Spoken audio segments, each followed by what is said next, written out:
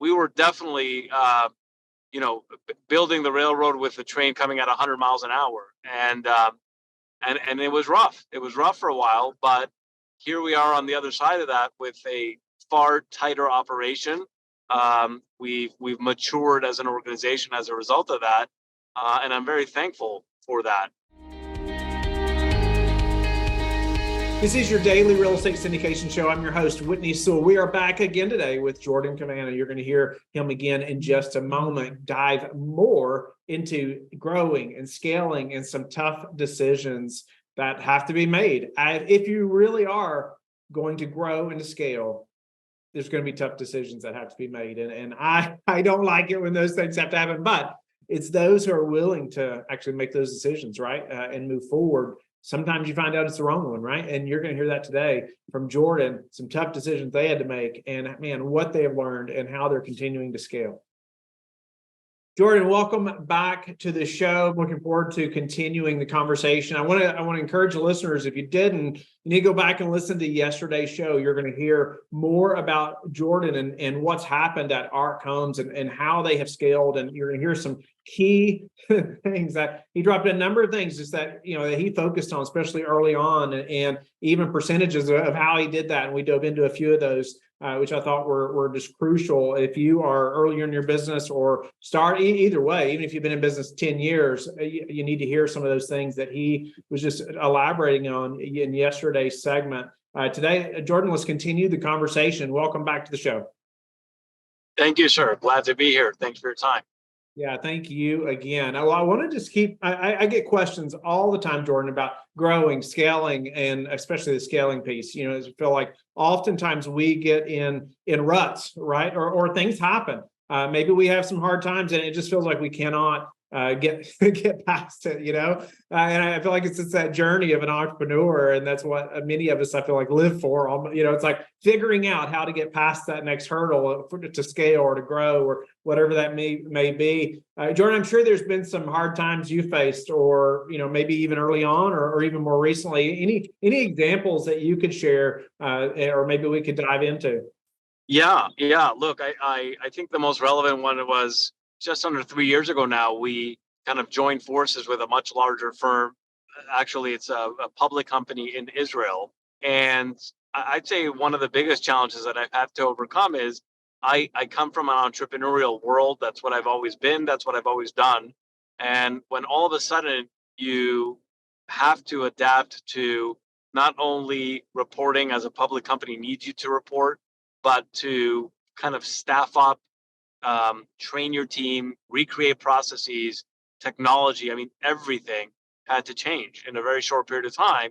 By the way, all happening while there was a tremendous market opportunity for us to scale up relatively quickly and buy a lot of product. And so we were definitely, building the railroad with the train coming at 100 miles an hour. And it was rough. It was rough for a while, but here we are on the other side of that with a far tighter operation.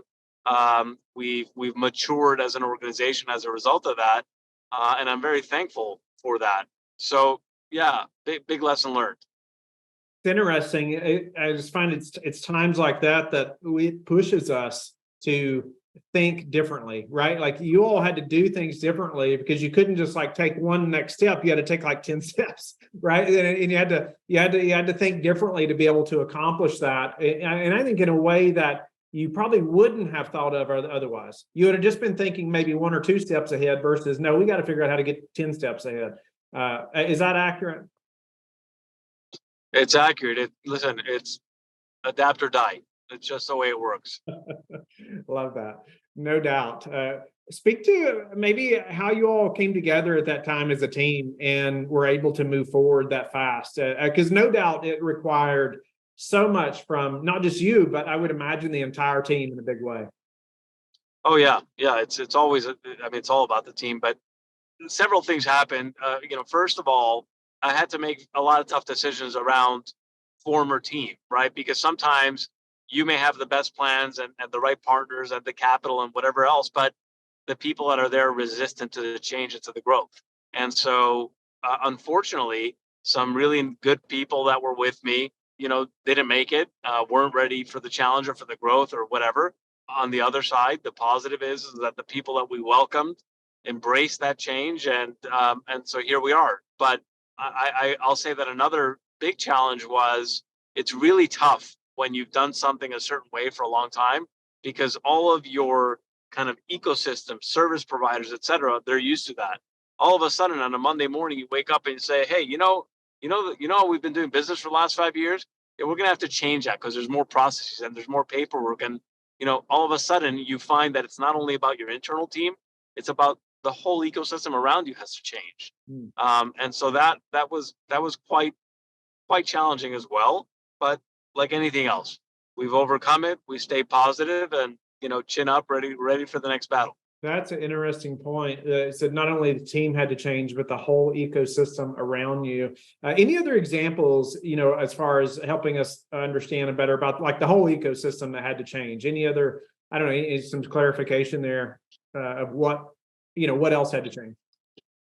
Yeah. Well, yeah. I mean, it's really everything, because if you think about it, so if think of a small real estate investment firm, and you have your accountants and you have your attorneys and you have your service providers and you have your employees, and so all of a sudden when the expectations are that you're going to operate at a different level, you start to realize that you have really good loyal people. Some of them will rise to the occasion and invest in themselves or in their respective businesses to give you the service that you need for your growth.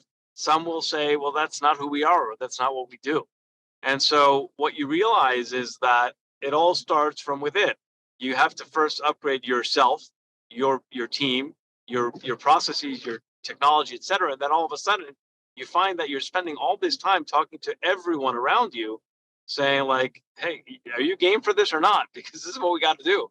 Yeah, I mean, it's everything. It's everything. I can tell you painters that are painting homes for us, great people,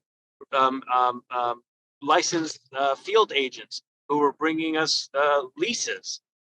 Some people adapted and some people chose not to adapt. And so we had to make the decisions that we made. Yeah, I think it's so wise. It's such good advice, but it is so hard in the moment to see going through that change. Especially you talked about some were resistant to the change, obviously, and didn't work out. Yeah. Any thoughts around how and this is kind of a side conversation now, but letting people go. Well, when you see you can when you can see that maybe someone's not going to work out. Any tips on how to let somebody go well? I don't know, just thinking through that. Yeah, you've hit on my Achilles heel. I'm naturally a people person, and I like people. I don't like, they give me reason not to, but for the most part, I really give people a benefit of the doubt, and I want to, work hard at molding them into what I want them to be. So it's been a tough learning lesson for me as a founder to understand from some wise people around me that, hey, some people are not going to change, and some people don't want to invest in themselves or put in the time. So you got to let them go. Here's your answer. I'm very comfortable letting people go because I know, just because of who I am and how I operate, that I will have done everything possible to try to protect them before I have to let them go. And as they say, sometimes people can help themselves. When I've had to let people go, it's because I'm sure that they just have not, they're just not listening, and they're just not right for the role. Um, I will say that the three things that I keep in mind when I have to let somebody go is, number one, I always offer my network to people. Again, unless they've done something where they haven't served me or my firm well, I will always tell them, you tell me where you want to go and I help you, because I'm a people person and I have a large and vast network. Number two, I say this to people when we hire them, and unfortunately, if we have to let them go, I say, I'm open to any and every mistake. But if you lie to me once, that's when I'm not going to help you. So that's the second rule. And then the third one is, if you're going to badmouth us, you will find yourself with not a great surprise on the other end, because I know, again, that I'm going to go out of my way to help people. There should never be a situation or a reason for somebody to badmouth an employer that has tried to go out of their way to help you. So that's how I look at it. Yeah. Yeah. No, I appreciate it. Some great tips because if you're in business long enough, it's going to happen, right? It's just part of the business cycle, and it's part of growth. And I just appreciate just the conversation around the growth piece, how you all have grown, and how not every team member, not every, say, partner, in your ecosystem, like you said, attorneys, or even down to the painters, are going to grow with you. Speak to now, as you all continue to scale, just the uncertain market, the uncertainty in the market right now. How are you all attracting talent now?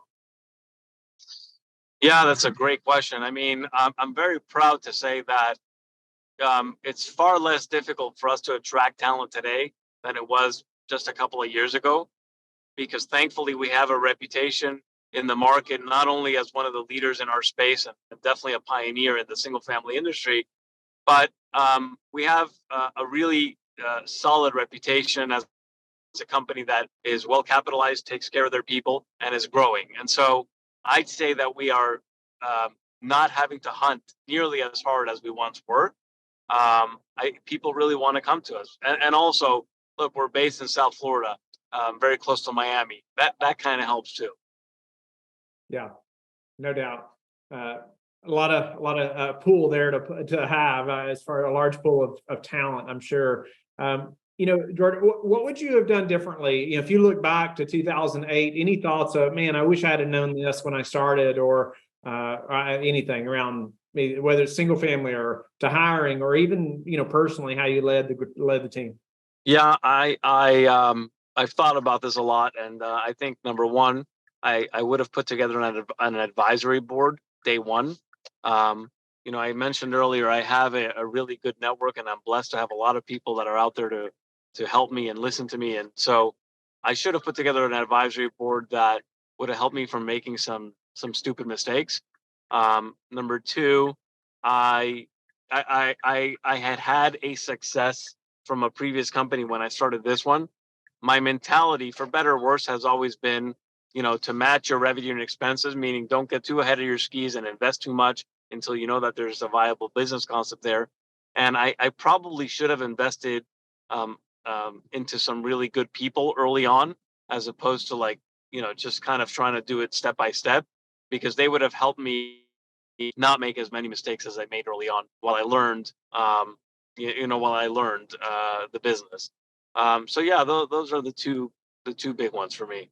It's great advice, and I hear it from so many people. Say, they didn't hire fast enough. Great people. They didn't invest enough in their people early on. And I love the advisory board thought. It's like, man, put together a team of people that care about you, that's ahead of you, that you can run stuff by because you just hadn't been there and done it yet, right? And the Man, could just save so much. So, what about Jordan? What are your thoughts? And I ask this of everybody, especially with your level of experience. About your thoughts for the next 6, 12, 18 months in the real estate market, right? And obviously, none of us know exactly what's going to happen. However, what we believe is going to happen affects what we do normally. So, for you, what's your expectations just for the economy, real estate market over the next 6, 12, 18 months? Yeah, that's a big one.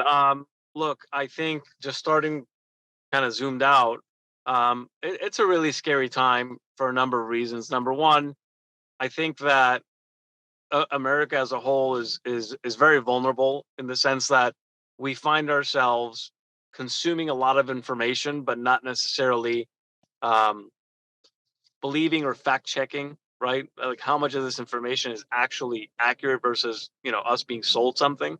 And that affects so many things. It affects market sentiment, it affects renters, it affects interest rates, it affects a lot of things. And so I fear that we've become far too comfortable with the information that we're digesting, and we're not questioning enough and saying like, hey, what's true here and what's real. So that for our business has several different ripple effects. Um, I will say that I find a lot of comfort, on the other hand, in that whether it's accurate or not doesn't matter for the time being. There's a lot of positivity around the housing asset class, and the reason for that, and this is for sure a fact, is that there's a huge deficit. There's just a huge deficit in our country for that supply. And so, we know that we're delivering into a segment that is very much needed. And interest rates aside, veracity of information that's being presented aside, there's a lot of people that need to rent homes. And so I'm very excited, and it gives me a lot of comfort to know that we're doing something that not only is helping, but it's not like a nice to have investment. It's not a nice to have thing. It's a must. And so I like being in businesses where we are in the must category. Yeah. Um, the other thing that I'll say is it certainly is hugely challenging. I mentioned on the previous podcast the fact that there's so many capital players that want to be in this space, because what happens when that's the case is that things are bid up, prices go up, and at the end of the day, you can't get deals done if that's the case. And so, I am concerned about weeding out those that are real and long-term players versus market speculators. And so, yeah, those are all big challenges. But I will say that, just to close up the answer here, we spent a lot of time in the last 3 years putting a lot of product into the pipeline, knowing that this was going to happen eventually. And so we're sitting in a position where we don't necessarily have to scramble if it takes 2 or 3 years for things to correct. We have plenty of pipeline to work with, and we're going to be plenty busy for a long time. Yeah, no, that's awesome. Where do you gather most of your, say, data or information now that you trust? You talked about we're getting all this data, but we're not always sure the accuracy of it. But what's some of the most important, say, resources that you use now? Yeah, well, we spend a lot of time and money and energy on data. We have there's no one source. We have a combination of external and internal public data sources, that are all fed into an algorithm that we use to make every buying or investment decision. So, for example, um, if you're just talking about rents, we may pull information from, Zillow and Trulia and a bunch of different third party sources, but we're also comparing that data to real time data from our multifamily side, from our sister company, and from our own portfolio. And we're also looking at National Association of Realtors. And so we're looking at a lot of different things. We have our own internal model that we use. Um, I just want to be clear. Data is data. Data doesn't lie. I didn't mean to question the data. I'm saying more as it relates to just general news and sentiment. I feel like we are being fed a lot of different things through social media and others, where people kind of don't really understand where we are. Where are we in this economic cycle? I hear this question all the time, and I'm saying, well, of course you don't know. You're not looking at numbers. You're getting these little tidbit segments that are selling you positivity because there's other things playing into that. Let's just keep it at that. Yeah, yeah, for sure. All right, Jordan, just a few final quicker questions here at the end. Give us some ways maybe you've improved your business recently that we could apply to ours. I'm going to go back to technology and process. I would say that that's been hugely helpful. Number two, I personally have become more active in different committees, relevant to our industry. That has helped broaden my scope and thought process around things. And three, I do now have that advisory board, with very experienced people, and I would say that those have made a significant impact. Yeah, good for you. Maybe a quick tip on how you developed that board, how you reached out to those people or found them and reached out to them. Um, yeah, well, the finding them, it's just over time, conferences, referrals, different LPs, limited partners, investors who have said, hey, you should meet such and such. How it all came together, it was over a process of 10 years. Today I have, um, one of the top three uh, private equity investors globally, who sits on our board in real estate. I should say private equity real estate. And I believe the reason that he agreed to do it was because he got to observe me and what we're doing over 10 years. He got to trust me, and he felt that this is worth his time. So it just takes time. It's relationship building like anything else. What's been your best source for, say, meeting new investors and growing, your network of investors? Results. With results, more and more people talk, and they start approaching you. Outbound marketing is great, but I think it only takes you so far. I think once you make it known that you can produce results over and over again, things start to happen. What's your best advice for passive investors right now, or LPs? When you're ready to invest, don't think again, and then keep doing that like 5 times. What about what are some of the most important metrics that you track? Could be professionally or personally, either one. Yeah. Look, professionally, we have a KPI dashboard that we look at in every single functional area of our business. There's many. I will tell you that the most important one that I like to look at daily is conversion rates, for traffic and for leases, because that's your top line, right? If you don't have that, you don't have a business. Personally, I tend to track, am I doing 2 breathing or meditation sessions a day? If I do that, I'm effective. If I don't, I'm that much less effective. Yeah, I was going to ask you about any habits that you're disciplined about, and maybe that's one of them. Anything else? Yeah, I'm pretty disciplined. I run hard. I wake up at 4:30 every morning. I have a very kind of good program that I've done for years in terms of working out, breathing, certain types of nutrition, prayer. I would say the 2 hours every morning that I take for myself, it makes a day or breaks it. Yeah, I believe that. And then, how do you like to give back? That's yeah. I mean, I'm fortunate to say that I do quite a bit. I love mentoring entrepreneurs. I give both time and significant amount of my income to different charities. I'm on several boards, but I would say the one common thread is that whether through my faith or not, I like helping people in business. So any opportunity I have to take a younger entrepreneur who's trying to figure it out, I'm there. I want to help skip the 20 steps and the 20 questions. Yeah, it'd be part of that advisory board, right? That's right.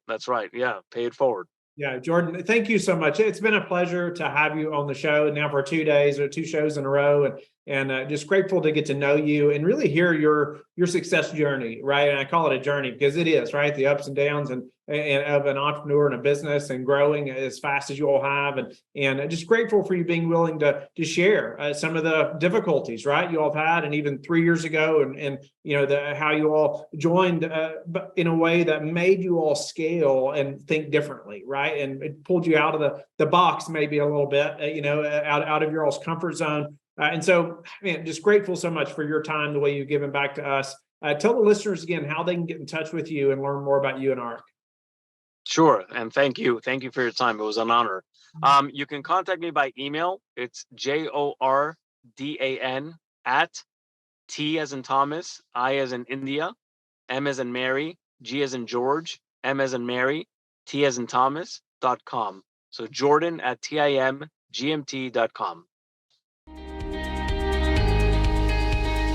Thank you for being with us again today. I hope that you have learned a lot from the show. Don't forget to like and subscribe. I hope you're telling your friends about the Real Estate Syndication Show and how they can also build wealth in real estate. You can also go to lifebridgecapital.com and start investing today.